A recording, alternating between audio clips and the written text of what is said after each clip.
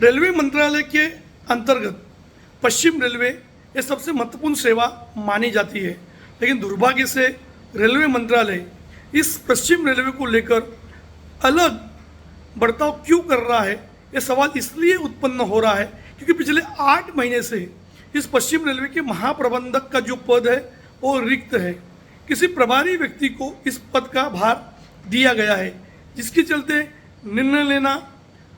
कार्य से क्षमता से काम करना, इसमें निश्चित तौर पर दिक्कतों का सामना करना पड़ता है।